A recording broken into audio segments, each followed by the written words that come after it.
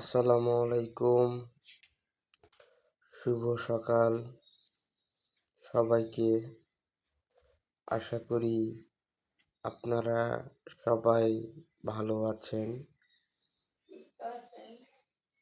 এবং সুস্থ আছেন। আমি যে ভিডিওটি আপনাদের কাছে ছেড়েছি,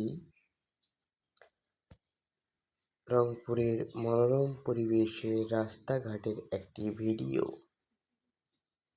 আশা করি ভিডিওটি আপনাদের ভালো লাগবে।